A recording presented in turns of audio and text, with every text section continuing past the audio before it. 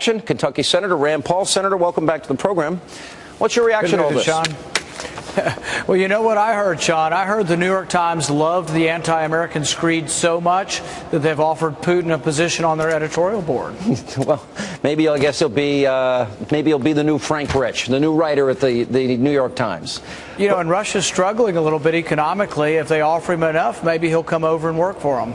All right, but there is a little, and I hate to admit this, I really do, but there is some truth. When he called Kerry out on being wrong about who the rebels actually are. I mean, even the Free Syrian Army's general, brigadier general, said that Israel's their enemy. And he didn't. A lot of these rebels are al-Qaeda linked, al-Nusra and some of these other groups. So he's right on that, is he not? And isn't the administration wrong? I hate to admit it, but I think he's right. Well, it's a really messy situation, and it's why a military solution just doesn't exist.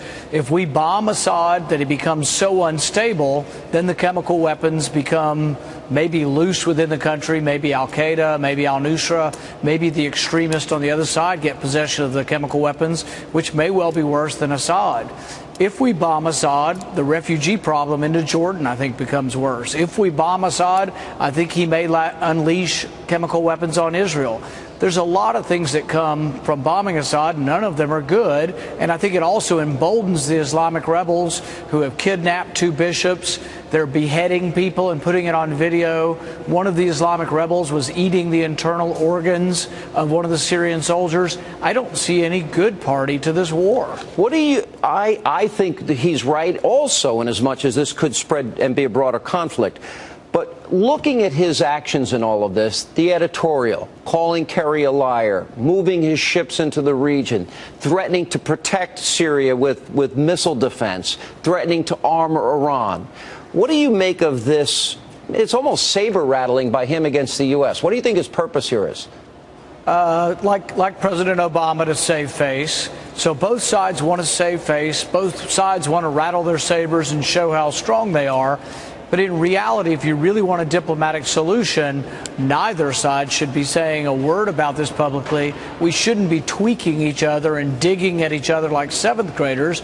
We should be quiet, diplomatic about it, and understand that really there's a self-interest to both Russia and the United States to getting those chemical weapons out of Syria. But there's only one guy doing the tweaking here, and that's Putin. That's Russia. I don't see. Well, you may be right. You know, I mean, if this were a tennis match, it'd be advantage Putin.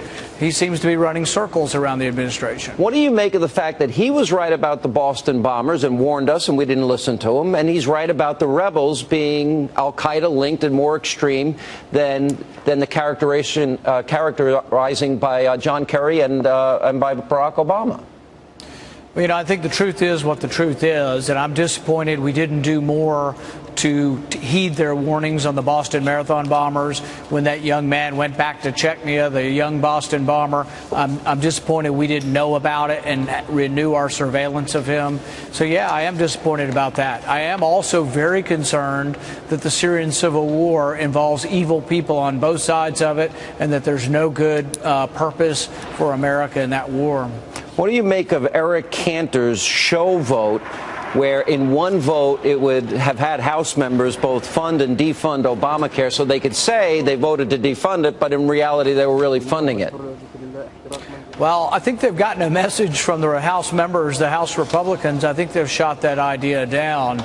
And I really think what we need to do and what the people want us to do is Republicans control the House. People are realistic. We know we can't win every battle up here, but we should use that leverage to try to make Obamacare less bad. All the news reports today are talking about low-income people having to provide insurance for their families and being penalized. Even Bill Clinton's talking about this now. There are so many unintended consequences of this bill. It's going to be a disaster for the country. The president, even though it's his baby, should delay the whole thing for a year, and we should study what's going to happen if this bill gets implemented. To buy off big labor, now they're going to carve out exemptions, so to buy their silence while the rest of America is caught up in this system. What do you think of that?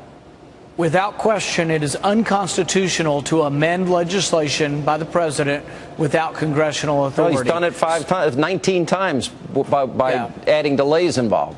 This is a constitutional law professor who needs to go back to square one and redo his own course.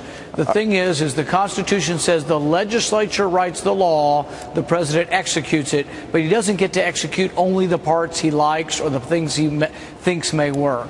All right, let me ask you, so you're headed to New Jersey tomorrow? I'm going to be endorsing Steve Lonegan, who's running up there, and we're going to be talking about real people who are out of work in Newark instead of Cory Booker's imaginary friend T-Bone. We're going to look for T-Bone, but my understanding is he's a composite. He's not a real person, so I don't know. We want to talk about real unemployment. He wants to talk about his imaginary friend. Are you disappointed at Governor Christie? Apparently he's not going to be there to meet you? We're going to have a beer stein full of beer for him. If he'll show up, I want to break bread and have a beer with him sometime. Now, you're there to support Steve Lonegan in his race. Are you going to endorse Chris Christie? You guys have had a little back and forth. You know, I hadn't thought about that. You know, he hadn't asked me yet. I'm going to stay up late tonight and see if he calls me and asks me for my endorsement. And what would your answer be if he does? We vet all candidates, Sean. I mean, I have to wait. We have to get a request. There's a process here. It just doesn't happen, you know, on live TV. Well, why not? No better time than just me, you, and a couple of million people. I mean, that's not a problem. No, I wish the governor luck in his election. He's the Republican nominee. I wish him luck in his election. The polls look good for him, and I hope he wins. Is that your endorsement? That's about as good as you can get, Sean. What else can I say? All right, I'm just pressing. It's my job. I got to ask. All right, good to see you, Senator. Thanks for being with us.